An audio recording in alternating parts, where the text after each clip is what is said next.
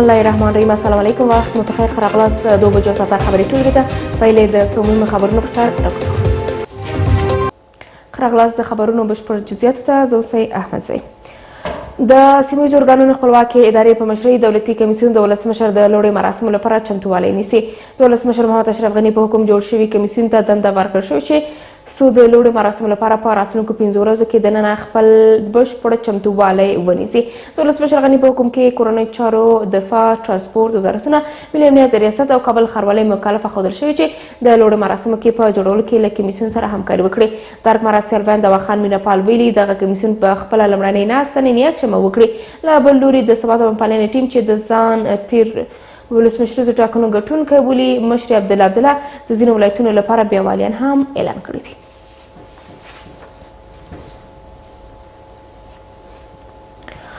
د افغان سولې لپاره د امریکا بهرنیو چارو وزارت ځانګړي استازي زلمي خلیلزاد لیدنې له افغان سیاسیونو سره زیاتې شوي دي. تازه خلیلزاد له ګلبدین حکمتیار او جنرال دوستم سره لیدلي. د دغو لیدنو جزئیات نه دي ورکړل شوي، خو د ولسمشریزو ټاکنو پر سر راپورته شوي جنجالونه هغه څه دي چې امریکا غواړي په دې اساس وخت کې ورته یو حل لاره پیدا کړي. ګمان دا دی چې د ټاکنو پر سر راپورته شوی جنجال به د سولې خبرو پروسه ټکنۍ کړي.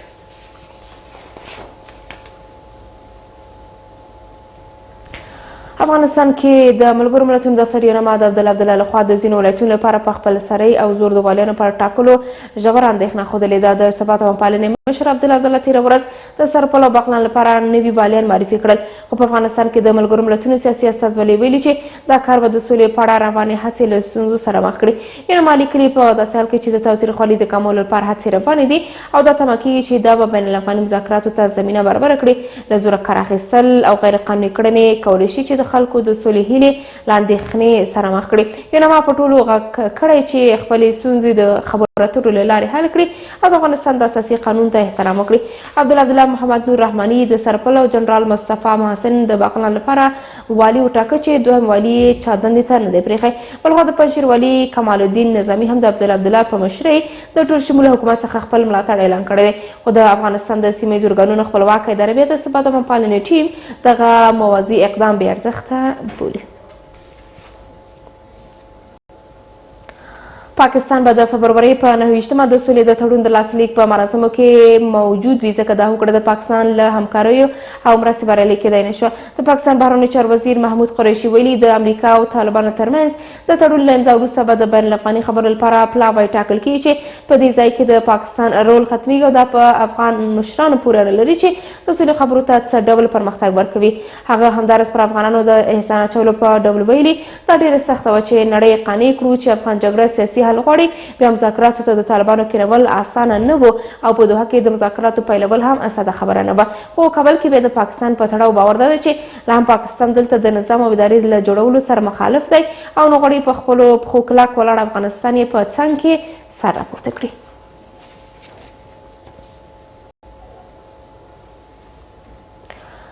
د ننګرهار شیرزاد ولسوالۍ د توتو سیمې مشهور طالب مولوي نور عالم تېره ورځ د سنځلې په سیمه کې د 2 نورو طالبانو لخوا وژل شوی.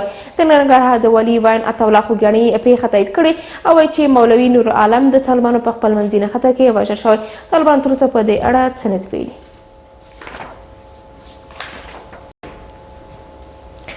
یو شمېر افغان سیاسیونو د ټاکنو د پایلو اعلان د اساسي قانون خلاف بللی او وړاندیز یې کړی چې ګډ حکومت دې جوړ شي. مخکیني ولسمشر احمد کرزي اجرایي رئیس عبدالله د دوستم زوی باتور دوستم، د وحدت ګوند مشر محمد محقق، محمد کریم خلیلي، د جمعیت اسلامي ګوند مشر صلاح الدین رباني، د حزب اسلامي مشر ګلبدین حکمتیار او انور الحق احدي هغه کسان دي چې د حکمتیار په کور کې ناسته کړې ده. دوی له نورو افغان سیاسیونو هم غوښتي چې له دوی سره یو ځای شي. دغه سیاسي څېرو ویلي داسې حکومت غواړي چې په وینا یې سولې ته ژمن وي. دوی د سیمې او نړۍ له هېوادونو غوښتي چې د کړکېچ پراخېدو د مخنیوي او سولې بهیر ته د زیان رسېدو په موخه دی د ولسمشریزو ټاکنو پایلو د اعلان شویو پایلو ملاتړ ونه کړي.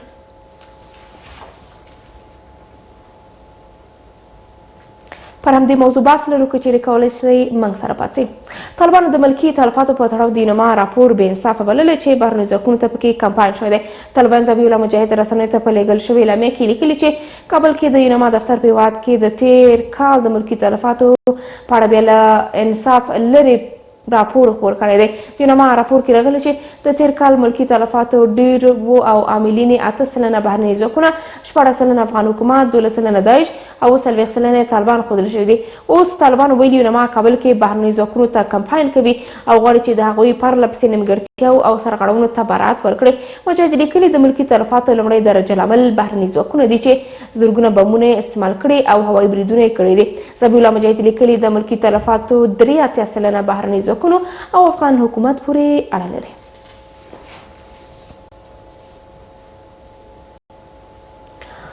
له دې سره د ملي امنیت شورا بیا د افغان ځواکونو ستاینه کړې چې د ملکیانو ژوند خوندیتوب ته پاملرنه زیاته کړې ده. د ملي امنیت له شورا په خپاره شوې خبرپاڼه کې راغلي چې د یونما راپور کې دوی ته منسوب د ملکي تلفاتو کچه کمه ښودل شوې او د افغان امنیتي دفاعي ځواکونو ستاینه کړې چې د ملکیانو د ژوند خوندیتوب لپاره قرباني ورکړې ده. ملي امنیت شورا ویلي 2019 کال کې په زرګونه کړۍ ماینونه، چاودېدونکي توکي، موټر بمونه، ځانمرګي واسکټونه او داسې نور تخریبونکي وسایل نیولي او د ملکي وګړو ژوند ته نجات ورکړی دی. ملي امنیت شورا ویلي طالبان اوس تاوتریخوالی کم کړی خو دوی لا پخوا د اقدام کړی دی.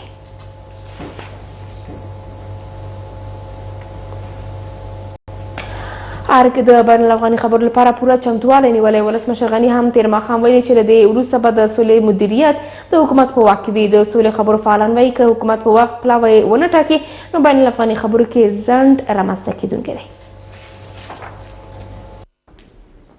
له امریکا سره تر هوکړې وروسته به د سولې د پوره بریالیتوب لپاره بین الافغاني خبرې دویم ګام دی. اوس د امریکا په ګډون د ټولو افغانانو سترګې د بین الافغاني خبرو پیل ته دي چې حکومت او طالبان باید دا چاره هم بریالۍ کړي. ارګ د تیر په څیر وایي دوی پلاوی جوړ کړی، د خبرو پیل ته پوره چمتوالی لري خو د پلاوی نمونه نه روښانه کوي. حکومت کامله آمادګي نیولې ده او د دې لپاره لیست هم آماده کړی دی او عندالموقع به لیست اعلان هم کړي. موثقې سرچینې وایي افغان حکومت به 15 ورځو کې پلاوی بشپړ کړي او خبرې به هم شروع شي. سرچینه وایي خبرې به په تدبیر سره مخ ته ولاړې شي او په نظام به معامله ونه شي. هغه ادرسونه چې د سولې خبرې څاري اندېښمن دي که حکومت په وخت پلاوی ونه ټاکي او مناسب چمتوالی ونه نیسي. دا ویره شته چې خبرو کې به د خنډ ترڅنګ ځنډ هم رامنځته شي. خدای نخواسته که حکومتونه توانېږي چې د امریکا او طالبانو د توافقنامې له لاسلیک ژر وروسته داسې یو ټولشموله او باصلاحیته پلاوی وټاکي، ممکن بین الافغاني مذاکرات له ځنډ او خنډ سره مخ شي. ولسي استازي د سولې په برخه کې د روانو پرمختګونو کلک هرکلی او په حکومت غږ کوي چې د وروستۍ بریا لپاره ټول ګډونه ملي پلاوی وټاکي. هغه د موږ امید هم مناشتي ولس د وکیلانو له خپل حکومتو سیاسونو عذابونه دا ده چې نور خپلمنځي اختلافات پرېږدي او له شخصي ګټو تیر سي، یو افغانستان شموله هیات وټاکي او داسې هیات وټاکي چې په دې وطن مین په دې خاوره باندې رحم وکړي. د بین الافغاني خبرو لپاره تر اوسه کره ځای وخت نه دی ټاکل شوی خو له امریکا سره تر هوکړې وروسته به لږ تر لږه 10 ورځې وروسته پیل شي، هغه چې د مدیریت ادعای ولسمشر غني کوي. و باید تصریح کرد که پروسه صلح تحت رهبری و مالکیت دولت افغانستان به پیش برده می شود. امریکا او ناټو باور لري چې د منفذه اونۍ به لاره هواره کړي چې بین الافغاني خبرې پیل شي، تلپاتې سوله راشي او افغان خاوره د نورو پر ضد ونه کارول شي. ولسمشر غني افغان ځواکونو ته سپارښتنه کړې چې پر طالبانو دې بریدونه بند کړي او یوازې دفاعي حالت کې دې وي. یونما هم په وخت په خبرپاڼه کې د تاوتریخوالي کمیدو هرکلی کړی او د تلپاتې سولې لپاره یو ښه فرصت وللی. طالبانو ویلي د هوکړې لیک لاسلیک لپاره به مناسبه فضا برابره کړي او د طالبانو هر برید او هر ډز باید سرغړونه ونه بلل شي. له اوږد ځنډ وروسته بالاخره د طالبانو افغان دولت او بهرنیو ځواکونو ترمنځ د امن فضاونۍ پیل شوه چې ویل کېږي دغه موده کې به د طالبانو بریدونه 80 سلنه راکم شي. طالبان به پر هیڅ ښار برید نه کوي او نه به هم د بهرنیو ځواکونو پر نظامي مرکزونو ډزې کوي. له دې سره ولسمشر محمد اشرف غني هم افغان ځواکونو ته سپارښتنه کړې چې په دفاعي حالت کې واوسي. اقدامات بعدی در راستای پروسه صلح مربوط به نتیجه و ارزیابی ما از هفته کاهش چشمگیر خشونت خواهد بود که مسیر و جهت اقدامات بعدی ما را روشن می سازد. طالبان وروستۍ اعلامیه کې ویلي چې د توافقنامې د لاسلیک لپاره د مناسب فضا په برابرولو کې د ټولو ولایتونو مرکزونه، د قلي اردوګانو، فرقو، غونډونو او بهرنیو ځواکونو مرکزونه شامل دي. له دې علاوه د طالبانو هر ډز او برید باید تخطي ونه بلل شي ځکه دا عام اوربند نه دی. د اسلامي امارت لخوا چې له مقابل لوري سره کومات سوی تاسو ټول پوهیږئ چې په عهد باندې وفا کول او تر خپل وخت پورې د وعده پوره کول واجب دي. ټول مجاهدین په دې برخه کې د اطاعت اصل ته جدي متوجه واوسئ. افغانستان کې د ملګرو ملتونو سیاسي دفتر یا یوناما د امن فضا جوړېدو هرکلی کړی او دا د تلپاتې سولې لپاره یو ښه فرصت بللی دی. جګړه کې ټولې ښکیلې غاړې دي د تاوتریخوالي کمولو لپاره لاس په کار شي او د دایمي اوربند او تلپاتې سیاسي ټیکاو لپاره دې لاره برابره شي. امریکا او ناټو هم له دغه اقدام هرکلی کړی او ویلي دي چې د ملي یووالي له حکومت سره په مشوره مرکچیان په دوحه کې له طالبانو سره په ټول افغانستان کې د تاوتریخوالي پر پام وړ کمولو سلا شوي دي. افغانستان کې د تلپاتې سولې یوازینۍ لاره دا ده چې افغانان په ګډه د خپل هیواد پر راتلونکي سلا شي. که څه هم ننګونې شته خو دوحه کې شوي پرمختګونه ښه فرصت دی او افغانان باید ترې ګټه پورته کړي. د امن فضا ونۍ کې د تاوتریخوالي په کمولو کې د طالبانو د چمتووالي او توان ارزونه ده او دا چې طالبان څومره په سوله او ښه نیت ښودلو کې برخه اخلي. په کور دننه ځینې شنونکي بیا که څه هم دا اقدام غوره ګڼي خو وایي باید داسې یو ادرس موجود وای چې د راکمېدونکي تاوتریخوالي ضمانت یې کړی وای. په دغو منځ کې تضمین ګارنټي او څارنه د دغو مسایلې څوک کوي دا معلومه نه ده، دا جوته نه ده. نړیوال او سیمهییز دلته اړخ د جګړې ډېر زیات شدت لري دلته که نه. ټاکل شوي چې 7 ورځې وروسته د امریکا او طالبانو ترمنځ د سولې هوکړه لیک لاسلیک شي او له هغې وروسته به بین الافغاني مذاکرات پیل شي. خراغلاس درنوونکو نن بحث کې د افغان سیاسونو یو شمېر سیاسون د دې غوښتونکي دي چې باید موازي حکومت رامنځته شي. دا چې په اوسنیو حالاتو کې د دوی غوښتنه څومره د قناعت وړ ده څومره د منلو وړ ده پر همدغه موضوعات باندې بحث لرو. بحث کې مو بلنه ورکړې ده سیاسي شنونکي ښاغلي شهزاده مسعود صاحب ستړی مه شئ. خراغلاس خپرونه مننه کور ودان. مسعود صاحب په بیلې دیو کې چې اوسني حالات ته په کتو چې سولې خبرې هم ډېر زیات نږدې شوي دي اوس تمې او ټول فکر باید دې ته ده چې د سولې پر خبرو باندې بحث شي. د یو شمېر سیاسونو د غوښتنه تر کومه حده پورې پر ځای ده رښتیا هم دا یو وخت دی چې باید داسې غوښتنې رامنځته شي. بسم الله الرحمن الرحیم. سلام تاسو ته او د شمشاد تلویزیون ټولو کتونکو اورېدونکو ته سلامونه او نیکې هیلې ښه ورځ ټولو ته غواړو. زما په اند باندې به په اوسنیو شرایطو کې د موازي حکومت جوړېدل دا به د افغانستان د تجزیې په معنا باندې او د افغانستان اکثریت ملت به دغسې یو څه د منلو وړ نه او زما په اند باندې باید ټول سیاسي ډلې د ډېر هوش نه کار واخلي چې افغانستان په یو ډېره حساسه مرحله کې ده او د سولې پروسه هم داسې معلومیږي چې هغه خبره تر دې اوس وتې ده چې آیا دا توافقنامه به وشي یا به ونه شي. د خلیلزاد پر راتګ سره دا ځلې داسې معلومه شو چې دوی موافقه سره کوي او خبره بالاخره بین الافغاني مذاکراتو ته راځي. نو موږ باید اوس د سولې دپاره متحدانه او په یو فکر باندې کار وکړو چې تر څو په یو واحد او متحد افغانستان کې د یو تلپاتې او باعزته سولې دپاره مشترکاً کار وکړو. په تېرو کې موږ تاسې 15 کاله دا حکومت ولیده چې موازي حکومت یا د دې په غوښتنو په اساس باندې دغه حکومت چلیده. فکر نه کوئ چې دا یو ناکامه تجربه وه بیا ولې د دغې ناکامې تجربې غوښتونکي د دې دغه کړنه د دوی یو ډول قصدا نه ده غواړي چې د اوږدو له مخې دغسې حکومت دوی رامنځته کړي؟ زما په اند باندې خو 15 کلن حکومت متاسفانه چې د قانون پر مبنا نه بلکې د یو سیاسي تفاهم په بنا باندې رامنځته شو او ډیره کامیابه نتیجه نه درلودله بلکې په ډیرو مواردو کې د ملي وحدت حکومت یو ناکامه حکومت و.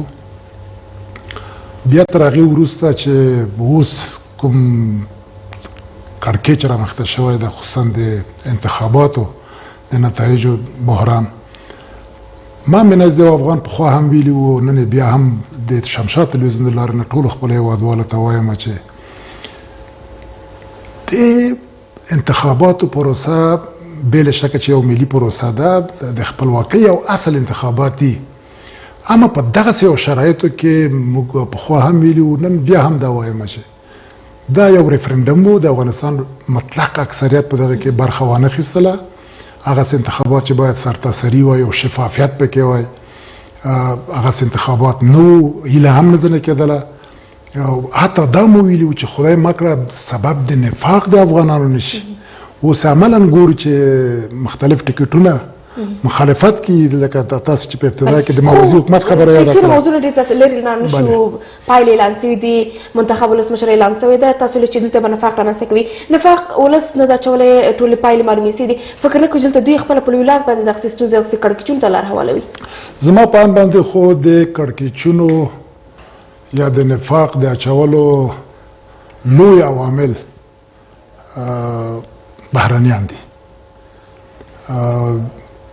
یو ته وایي چې کور وساته، بل ته وایي چې ته غلا وکړه. که چیرې نړیوالو ته دغه د انتخاباتو نتایج قابل د قبول وای، خصوصا سترو هیوادونو ته، نو د دې نه به یې ملاتړ کړی وي. تر نن ورځې پورې خاموشي اختیار کړې ده. او د بلې خوا نه چې هغه ټکټونه چې اعتراض په دې باندې لري، د نتایجو انتخابات نه مني، هغوی په ځان کې بیا د موازي حکومت خبرې کوي چې ما مخکې درته ویلې چې دا لاره نه د حل ده او نه به افغانانو ته د منلو وړ دي. زما په ان باندې زه اوس هم ډېره پړه په داخلي عناصرو دومره نه اچوم لکه څومره چې په بیروني عناصرو یې اچوم. بیرونیان دي غواړي چې په موږ افغانانو کې نفاق واچوي، او موږ افغانانو ته پکار ده چې یو ښه طلایي فرصت موږ ته په لاس راغلی د صلح دپاره، چې موږ صلح ته اولویت ورکړو او د صلح دپاره مشترکاً په یوه خوله او په یوه ژبه باندې کار وکړو. ډېر لرې نه ده، تقریبا په 10 د هود باندې داسې ویل کېږي چې ګویا بین الافغاني مذاکرات شروع کېږي. ښه که بین الافغاني مذاکرات شروع کېږي او موږ دلته په دغه سناندریو باندې اخته وو لکه چې دا اوس متاسفانه اخته دي، بیا به موږ نړیوال ته څه مخ ولرو او په خپله دغه ملت چې 40 کاله کېږي چې په جنګ په اور کې سوځي، دې ته بیا موږ څه مخ ولرو. موږ به هم د تاریخ مسؤل وو، هم به د خدای او د رسول مسؤل وو. نو لہذا د دغه طلایي فرصت نه باید موږ ښه استفاده وکړو، یو بل ته لاس سره وکړو، یو بل وزغمو، او د بین الافغاني مذاکرات لپاره افغانستان شموله یو ټیم، هغه په دې معنی باندې نه چې لښکر کم دی، 10 دی، 15 دی، چې د خلکو د هیلو او ارزوګانو سره سم په یو واحده ژبه چې سولې ته ژمني، وطن ملي ګټو ته ژمني، داسې یو ټیم د ټولو په اتفاق وټاکل شي او په بین الافغاني مذاکراتو کې د مخالف لوري چې طالبان اسلامي تحریک ته د هغوی سره خبرې وکړي چې تر څو دلته موږ د دې شاهدان ذاتي واوسېږو چې په د وطن کې متلپاتې سوله او ثبات رامنځته شه، نور د جنګ ټغر د افغانستان ختم شه. زه په دې باور او یقین لرم خورې چې که موږ چیرې بهرانیان پرېږدي خپلو کارو ته، یعنې جرګو ته مو پرېږدي، زما او تا تاریخ دا په دې باندې ګواهي ورکړي چې افغانانو که د تاریخ په اوږدو په خپل منځو کې اختلافات وکړل، لیکن کله چې جرګه شوي دي خپل اختلافات په خپله باندې حل کړي دي. راګرځي جرګو ته، نړیوالو غبرګونونو ته او نړیوالو ته چې ترکمنان په افغانستان کې داخل دي.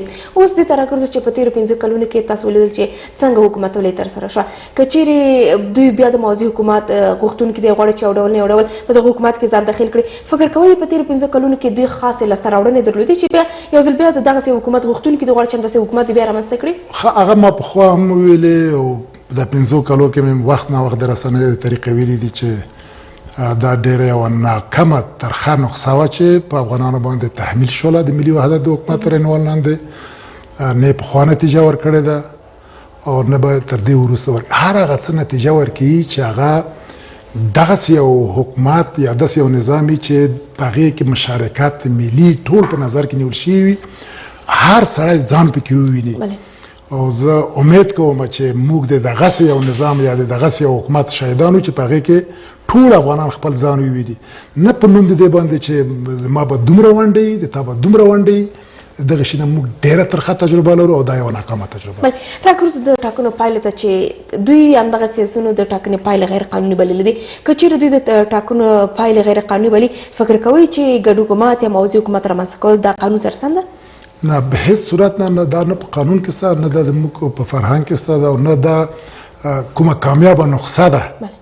موازي حکومت جوړېدل یا د هغې پلوي کول دا به زما په اند باندې لویه جفایي چې موږ یې دغه ملت سره کوو. په لوی لاس باندې هغه د اوباما د مرستیال خبره د جو بایډن چې افغانستان هېڅ وخت نشي کېدلی چې یو ملت سازي پکې وشي، بیا خو مو د هغه خبره تایید کړله، افغانستان هم بیا سره ټوټې ټوټې کړ دا بده نقصه ده، دا نقصې سره به څوک توافق نه لري.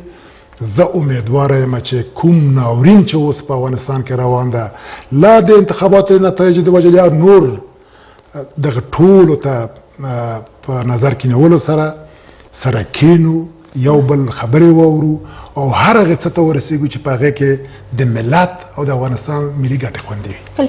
همدغوی سیاسونو د دې حکومت غوښتنه کړې ده چې داسې حکومت باید رامنځته شي چې هلته د سیاسونو یوه شورا رامنځته شي، بیا هلته د سیاسونو استازولۍ پکې وشي، اجماع پکې رامنځته شي. تر دې وړاندې هم د سولې لپاره د همداسې د سیاسونو ترمنځ د حل و فصل لپاره داسې ډېر زیات موضوعات رامنځته شي، د جرګې رامنځته شي چې باید دغه ستونزې دغه مشکلات باید حل کړي. دوی پکې ګډون ونه کولو. اوس فکر کوئ چې د موازي حکومت په جوړېدلو سره به دوی رښتیا هم سیاسي استازولۍ وشي کولی که نه؟ د موازي حکومت خبره د ما په اند باندې د ثبات او د همکارۍ د ډلې خوا نه دا شی اعلان شوی ده او دا د هغوی خپل نظر ده. بعضې ټکټونه ورسره موافق هم نه دي که تاسې د هغوی اظهارات اورېدلي وو، سره د دې چې د انتخاباتو نتایج هغوی ته هم د منلو وړ نه دي. اما د موازي حکومت د جوړېدو سره هم مخالفت لري. نور هغه سیاسي شخصیتونه چې هغه نه په دغه انتخاباتو باندې باور درلوده، نه یقین درلوده او نه د کوم ټکټ طرفدارانو. زه به د هغې جملې نه چې دغه کومه ناسته اوس په رسنیو کې ښکارېږي چې پخوانی ولسمشر ښاغلی حامد کرزی هم په دغه کې ناست و.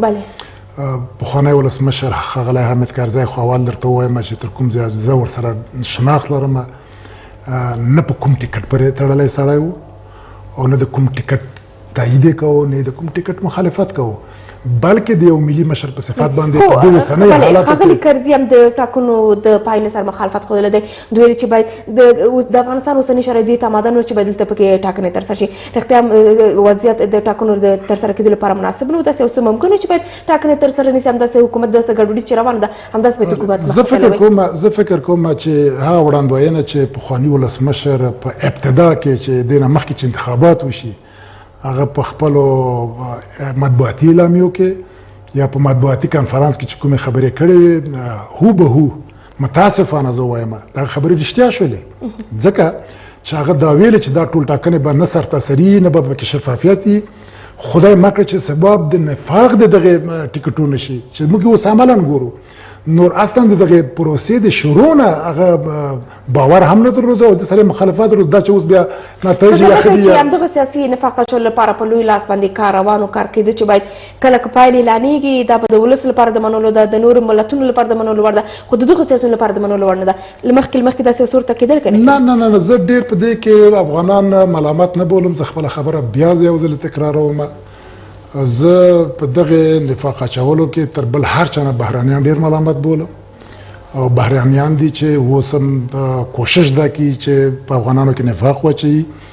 ډېره پخوانۍ د انګریزانو یو فارموله وایي نفاق واچو حکومت کوه. دلته د یو پیاوړي قوي حکومت د جوړېدو څوک طرفدار نه وو، په د کلونو کې طرفدار نه وو، اوس هم په همدغه فکر کې دي. اوس موږ افغانانو پورې دا خبره ډېر تعلق نیسي چې کله چې د امریکایانو او طالبانو ترمنځ موافقتنامه لاسلیک کېږي اتومات د خبره د افغانانو په اوږو باندې راولېږي.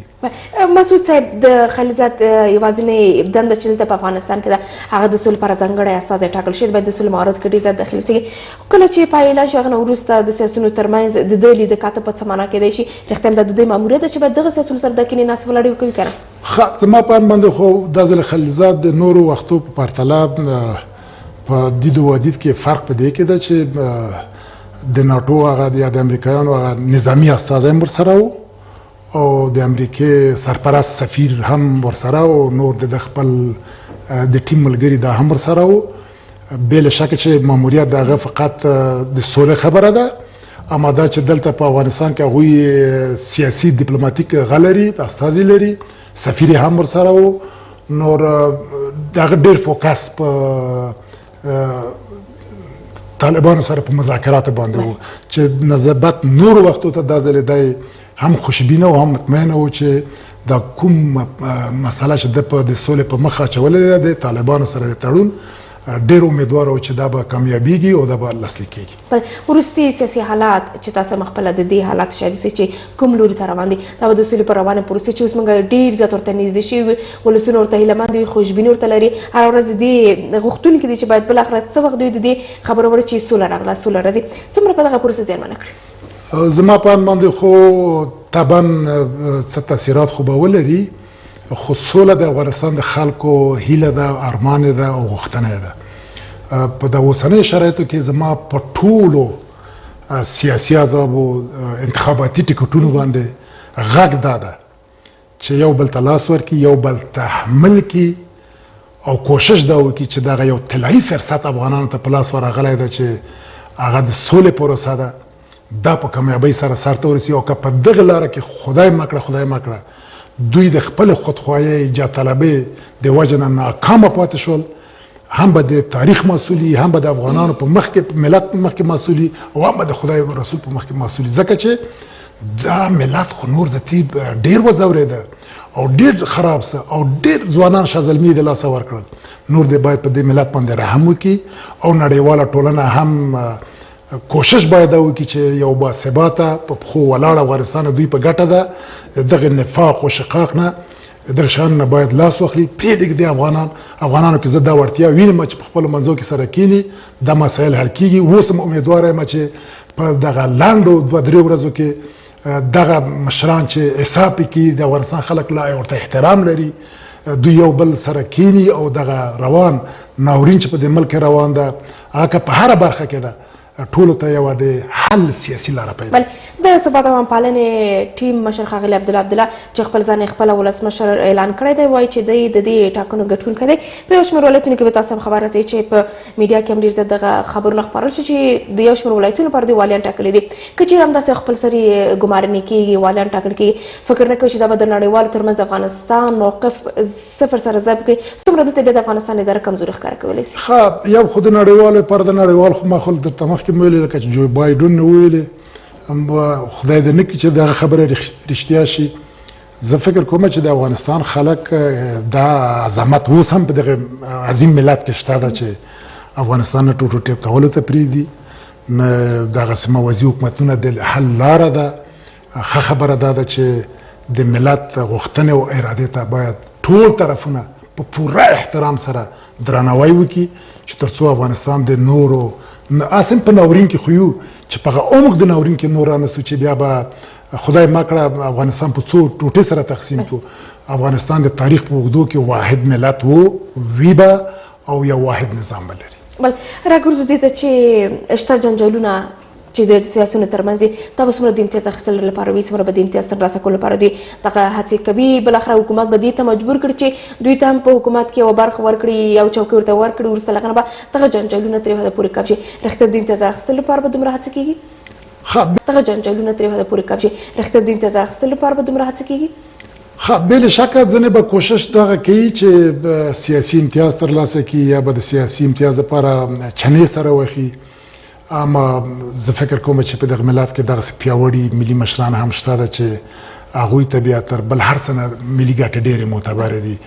زه فکر کوم چې دوی د ټول په دغه محور باندې راوڅرخېږي چې په هر هغه څه کې چې د ملت خیري د وطن ګټې مې وي د ولسونو ګټې مې په هغې باندې فکر وکړي نه په خپلو شخصي تنظیمي سمتي او زباني ګټې باندې. اوسنۍ حالاتو کې تاسو ګټه ګورئ که نه دا د شخصي مسایلو پر اساس باندې مخته روان دي؟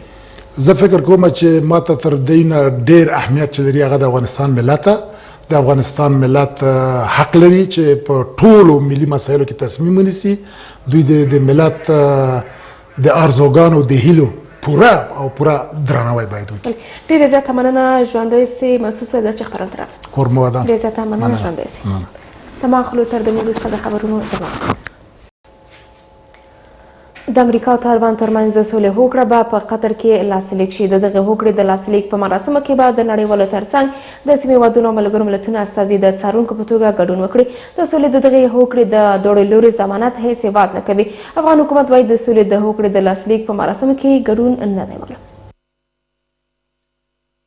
د امریکا او طالبانو ترمنځ د سولې د هوکړې د لاسلیک په پار د جګړې د ښکېلو خواو ترمنځ د تاوتریخوالي د کمښت لړۍ پیل شوې.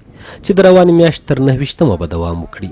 ټاکل شوې چې د فبرورۍ میاشتې په 29مه د قطر په پلازمینه دوحه کې د طالبانو او امریکا ترمنځ د سولې هوکړه لاسلیک شي. طالبانو یوه اعلامیه کې لیکلي چې دغه هوکړه به د افغانستان د ګاونډیو هیوادونو سربیره د سیمې ګڼ شمېر هیوادونو او د ملګرو ملتونو او د یو شمېر نورو نړیوالو استازو په حضور کې لاسلیک شي.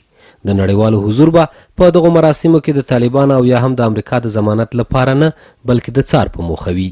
طالبانو او امریکایانو د توافقنامې د امضا دپاره ګڼ شمېر هیوادونه بالخصوص د افغانستان همسایه هیوادونه د ملګرو ملتونو نمایندگان د روس او چین نمایندگان د دغه تړون د لاسلیک په مراسمو کې شرکت وکړي په حیث د شاهدانو. البته د طالبانو او د امریکایانو د تفاهم څوک فکر نه کوم چې د دې څوک ګارنټور یا په اصطلاح ضمانت کوونکی وي. ګومان کیږي چې د امریکا د متحده ایالاتو او د امارت اسلامي ترمنځ د سولې د هوکړې په مراسمو کې به د افغان حکومت استازي هم ګډون وکړي، خو ارګ وایي تر اوسه په دې اړه کوم تصمیم نه دی نیول شوی. دا هوکړه د طالبانو او د امریکا ترمنځ ده او دوم پړاو د افغاني مذاکراتو دی. د افغانستان حکومت د بین الافغاني مذاکراتو مخکش او بختوړونکی دی. بنان هغه څه ته چې د افغانستان په حکومت پورې اړه لري، د افغانستان حکومت کامل آمادګي لري. تر اوسه په دې اړه باندې بحث نه دی سوی. لا هم د جګړې په پای باور نشته، ځکه داسې انګیرل کیږي چې د افغانستان ناامني او سوله دواړه د امریکا په واک دي او که وغواړي په ساعتونو کې افغانستان په امن هیواد بدلولی شي. چې دغه اوسنی وضعیت آینده وضعیت دا ټول د امریکا په لاس کې ده. که امریکا وغواړي په 48 ساعتو کې دغه اوسنی وضعیت ټول کنټرولوي. د طالبانو او امریکا ترمنځ د سولې هوکړې له لاسلیک وروسته به د افغان حکومت او طالبانو ترمنځ بین الافغاني مذاکرات پیل شي چې دواړه لوري د دغو مذاکراتو له پیل لپاره خپل شرایط لري. د عبدالله لخوا د سرپل او پنجشیر ولایتونو لپاره والیان ټاکل شوي دي. اجر ریاست ویلي ډېر ژر به د نورو ولایتونو لپاره هم والیان وګمارل شي. له دې سره د سیمه ییزو ارګانونو ادارې پر سیمه ادارو غږ کړی چې د عامه نظم ګډوډولو هڅه ونه کړي، کنه جدي چلند او حساب ورسره وشي. یونما اندېښنې ښودلې چې دا ډول حرکات به د سولې په تړاو اقدامات له جدي خطر سره مخ کړي. د ولسمشریزو ټاکنو د پایلو له اعلان وروسته د 2014 کال په توپیر جنجالونه راپورته شول. دا ځل اعتراضونه په بغاوت او موازي حکومت باندې بدل شوي.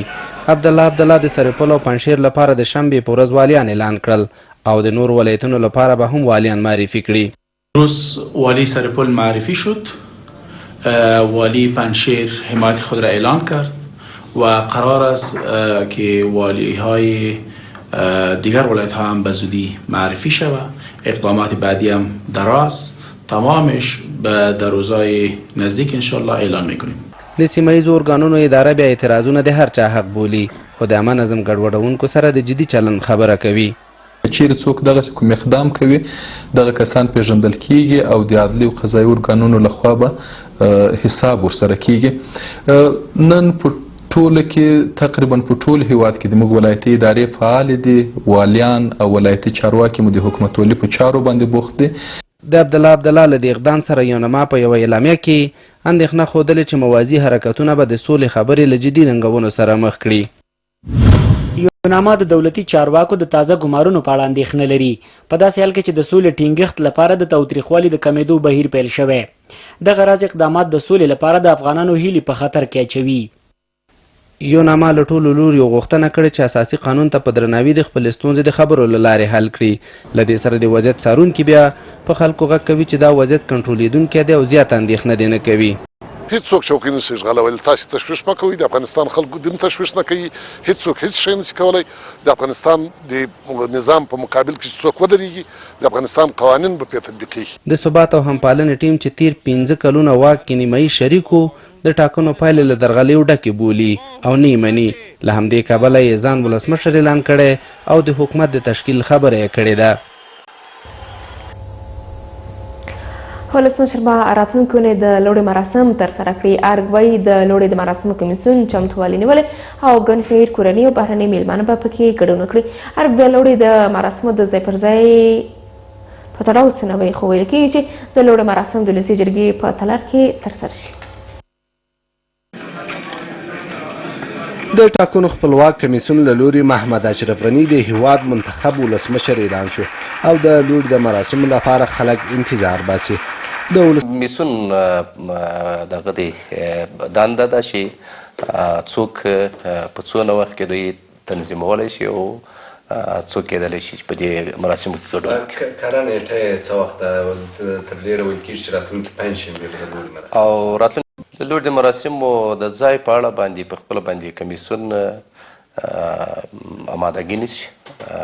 نو دا چې دوی څونه کسان پکې دعوت وي، څونه کسان پکې ګډون کوي، بنا هغو ګډونوالو ته چې د لوړې په مراسمو کې ګډون کوي نو دوی به په ځای تصمیم نیسي. تر اوسه منتخب ولسمشر د لوړې مراسم نه دي ترسره کړي، خو د حکومت بایلونکې ډله بیا د هیواد په بېلابېلو ولایتونو کې د والیانو ګمارونو ته بډي. ملګرو ملتونو په تازه راپور کې ویلي چې افغانستان کې تیر 2019 کال کې 3403 ملکي وګړي وژل شوي او 6909 نور ټپیان شوي دي. په راپور کې د 49 سلنه مرګ ژوبلې پړه پر دولت ضد وسله والو او 43 نور دولت پلوه وسله والو اچول شوي. ملي امنیت شورا ویلي چې دوی د ملکیانو د ژوند خوندیتوب ته ژمن دي، خو طالبانو بیا د یونما راپور له انصافه لرې بللی دی. افغانستان لپاره د ملګرو ملتونو مرستندویه پلاوي یا یونما 2019 کال کې د ملکي وګړو د مرګ ژوبلې راپور خپور کړی چې پکې راغلي د پرله پسې شپږم ځل دی چې کلنۍ مرګ ژوبله له 10,000 اوړي. په 2019 کال کې له 10,000 زیاتو ملکیانو ته مرګ ژوبله اوښتې چې پکې 3403 ملکي وګړي وژل شوي او 6909 نور ټپیان شوي دي. طالبان د 40 سلنې مرګ ژوبلې عاملین دي. افغان ملي امنیتي ځواکونه د 14 سلنې، نړیوال نظامی ځواکونه د 8 سلنې او داعش د 12 سلنې مرګ ژوبلې عاملین دي. طالبان چې د نورو خواو په پرتله د ډېرې مرګ ژوبلې عاملین بلل شوي، توند غبرګونې ښودلې او دا له انصاف لرې بللې. اسلامي امارت د یونما په نوم د دا ډول یو لوریز دریځ په نیولو باندې تعصب څرګندوي او دا راپور په کلکه ردوي. ملي امنیت شورا هم د یونما د اعلامیې په اړه خپله خبرپاڼه خپره کړې چې پکې ویل شوي افغان ځواکونه په وسلوالو نښتو کې ملکیانو ته خورا ډېر پام کوي. د افغانستان اسلامي جمهوریت د ملي او بین المللي قوانینو پر رعایت سره خپل ځان مکلف ګڼي چې د دښمن سره په وسلوالو نښتو کې د ملکي خلکو ژوند ژغورلو ته هر اړخیزه پاملرنه وکړي. د ملکي مرګ ژوبلې په تړاو د یونما راپور ښیي چې د 2013 کال په پرتله مرګ ژوبله 15 سلنه کمه شوې. د 2013 کال په پرتله د داعش له لورې مرګ ژوبله کمه، خو د طالبانو او بهرنیو ځواکونو له لورې په ترتیب سره 21 سلنه او 13 سلنه زیاته شوې ده. افغانستان کې د یونما مشر ته د امید چې مماتو له ښکېلو لورو غوښتي چې د ملکیانو ژوند ته پام وکړي او د سولې هیڅ فرصت دې له لاسه نه ورکوي. هېواد تلویزیونونو ولایتونو اوسیدونکو د ولسمشر د ټاکنو پایلو اعلان څخه خپل ملاتړ اعلان کړ او له نمایندانو شرای غوښتل چې پایلې ومني. دوی ټینګار وکړ چې د ټاکنیزو کمیسیونونو مسؤلین د نمایندانو په مشوره راغلي او باید چې پرېکړو ته احترام وشي. د هیواد لویدیځو ولایتونو دغه اوسیدونکي د ولسمشریز ټاکنو پایلو اعلان څخه ملاتړ کوي او د نمایندانو شورا څخه غواړي چې اعلان شوي پایلې ومني. دوی ټینګار کوي چې د پایلو نه منل او موازی حکومت اعلان به هیواد ناسم لوري ته بوځي. مردم این حوزه در این تالار رو به نمایندگی از تمام مردم این حوزه بزرگان اعلام میکنند که اینا از رأی خود و از فیصله های کمیسیون انتخابات حمایت میکنند. مردم از جنگ و ناامنی و بی وضعیت فعلی خسته شدن و به یک حکومت خوب نیاز دارن که زعیم خود ما انتخاب کنیم، پس ما حمایت میکنیم. راغلو ولسونو په خپل خبرو کې وویل د ټاکنیزو کمیسیونونو غړي او کمیشنران د نمایندانو او اجرایي رئیس ډاکټر عبدالله په خوښۍ راغلي او باید چې ټول یې پریکړو ته احترام وکړي. دوی ټینګار وکړ چې ولسمشر غني د قانوني بنسټونو د پریکړو له مخې د ولس په پاکو رایو راغلی او باید چې د واک چارې په خپل لاس کې واخلي. او کسایی که بازنده شدم این فرهنگ بی‌طرح که راه بیفته که اینا به همدیگر تبریکی بدن. خداوند جل گفته شما هیچ وقت از تفرقه و جدال و از گوشه نشینی اینها برطرف کنید. خود راغلو قومي مشرانو وویل د ټاکنیزو کمیسیونونو پریکړې قانوني دي او باید چې ومنل شي. دوی پر نړیوالو بنسټونو غږ وکړ چې د اعلان شوو پایلو ملاتړ وکړي او پرېنږدي چې موازي حکومت د افغانستان ملت پر ډلو ټپل وویشي. شرف الدین کاکړ، شمشاد رادیو تلویزیون، هرات. د حکومت د حساب ورکولو په لړ کې د رسنیو مرکز کې د سوداګرۍ او عدلیې وزارتونو او د ارګ پراختیا عملیاتي ادارې خپل معلومات شریک کړل. وزارتونو او ادارې خپلې لاسته راوړنې شریکې کړې خو د خبرانه پوښتنې نه دي ځواب کړی. په کلني راپور کې د ولسمشرۍ ماڼۍ ملي پراختیایي احصایوي او عملیاتي ادارې مسؤلینو د پروژې د کیفیت پر ښه والي ټینګار وکړ چې ادارې ټاکلې بودیجه کې سپما کړې او پروژې پر وخت پلي کړې دي. د رسنیو په مرکز کې د صنعت او سوداګرۍ، عدلیې وزارت او د ولسمشرۍ ماڼۍ د پراختیا عملیاتي او احصایوي ادارې مسؤلین راغلي چې ولس ته خپل کلنی راپور وړاندې کړي.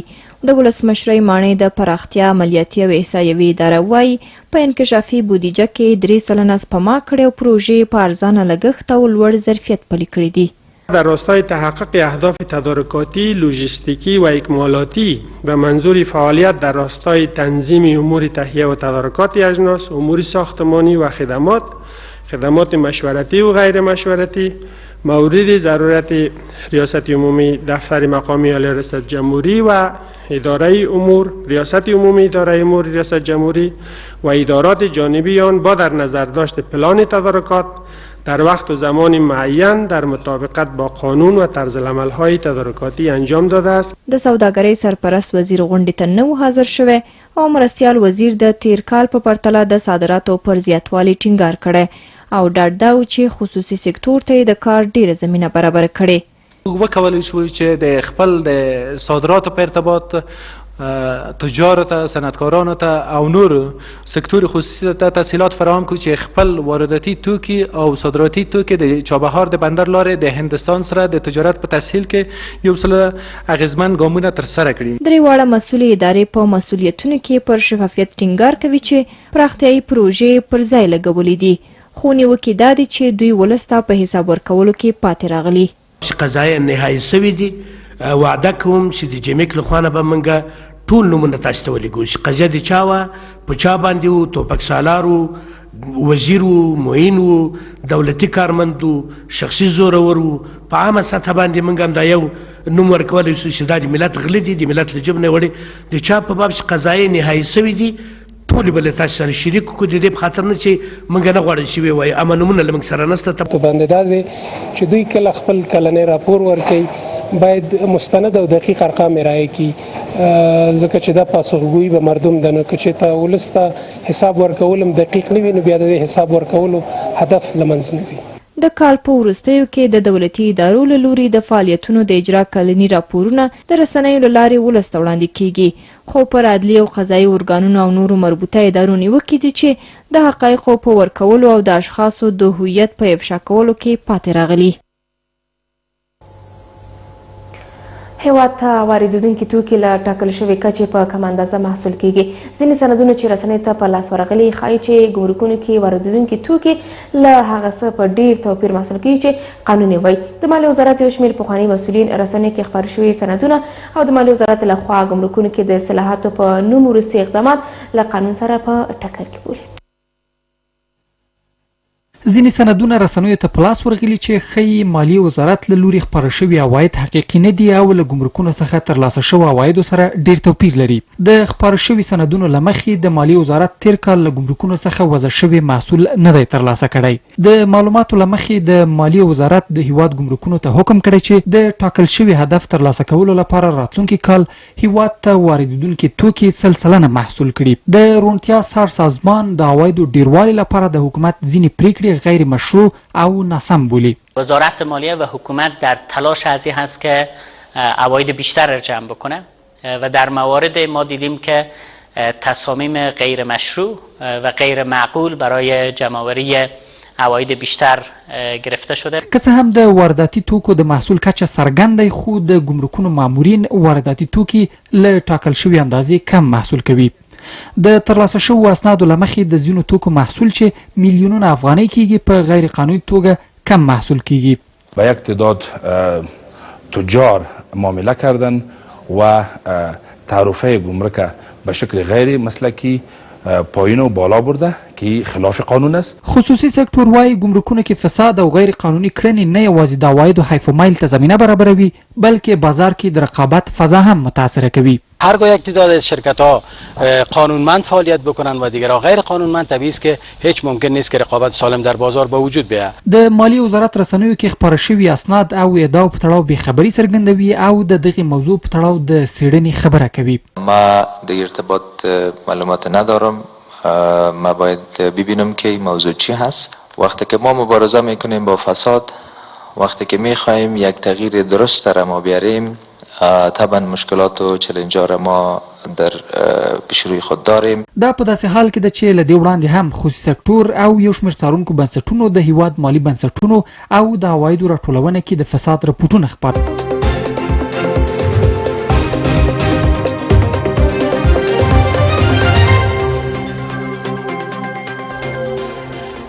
اوس هم د نړۍ حالات. ایران کې د کرونا ناروغۍ له امله د مړو شمېر 6 تنو ته پورته شو. ایراني چارواکو د ناروغۍ د خپرېدو له ویرې ګڼ شمېر ښوونځي، کلتوري مرکزونه او پوهنتونونه تړلي دي. خو د قوم ترڅنګ په یو شمېر نورو ښارونو کې هم د دغې ناروغۍ نښې لیدل شوي دي. د وروستي راپورونو له مخې تر دې دمه 28 قضیې ثبت شوي چې تر اوسه څرګنده نه ده چې د مړو شمېر کسان څومره به وي. له دې ډلې که جلا دي. ایراني رسنۍ وایي لومړني کسان چې دغه ناروغۍ پکې راښکاره شوې به هغه څو ورځې وړاندې کاناډا ته سفر کړی و او تازه له کاناډا بیرته ایران ته راستون شوی و.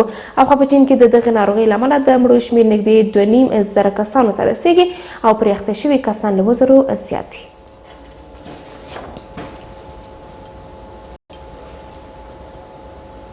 د ترکیې ولسمشر به راتلونکې میاشت له روسي مشرانو سره وګوري. رجب طیب اردوغان د دې لپاره له روسي مشرانو سره ګوري چې د سوریې د روان وضعیت په اړه خبرې وکړي. د روسیې راپورونو له مخې په ادلیب کې د روان وضعیت له امله د بې ځایه شویو شمېر نږدې 1 میلیون کسانو ته رسېدلی دی. اردوغان څو ورځې وړاندې خبرداری ورکړی و چې غواړي ادلیب ته خپل سرتیر واستوي. هغه وایي دا سرتیر وروسته له هغې ادلیب ته لیږي چې هلته یې ځواکونه ووژل شول. اردوغان په پام کې لري چې له روسیې او ایراني چارواکو سره د وضعیت د ښه کېدو په اړه خبرې کوي. هغه په ازمیر کې رسنیو سره په ناسته کې دا خبرې وکړې او زیاته کړې چې د منځني ختیځ امنیت لپاره هڅه کوي.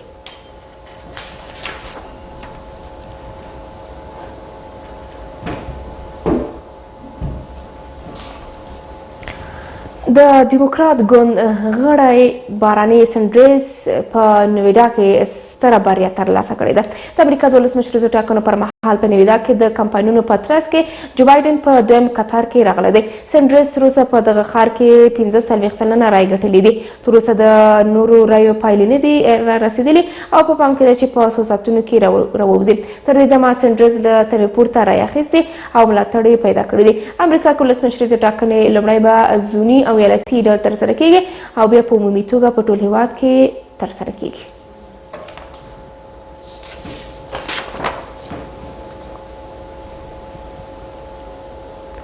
او د نړۍ حالات وروسته خبرم ده چې اسرائیلي ځواکونو ځل بیا یو فلسطیني وګړی وژلی دی. اسرائیلي پولیس ادعا لري چې دغه فلسطیني غوښتل چې پر هغوی د چاقو برید وکړي. د وفا په نوم یوه فلسطیني رسنۍ وایي اسرائیلي ځواکونو په ډېره بېرحمۍ دغه کس وژلی او تر ډېره جسد په ځمکه پروت و. راپورونه وایي پیښه د بیت المقدس په زاړه ښار کې شوې ده چې د فلسطینیانو سخته غوسه یې راپارولې ده. ټولنیزو رسنیو هم لسګونو کسانو د اسرائیلي پولیسو دغه کار خندلی او پر وړاندې کلک غبرګون ښودلی دی. سیمه کې امنیتي چارواکي وایي په ډزو کې یوه ښځینه هم پکې لګېدلې او ټپي شوې ده. اسرائیلي ځواکونو له اوږدې مودې راهیسې د فلسطیني ځوانانو وژل پیل کړي او په بېلابېل پلمو هغوی وژني.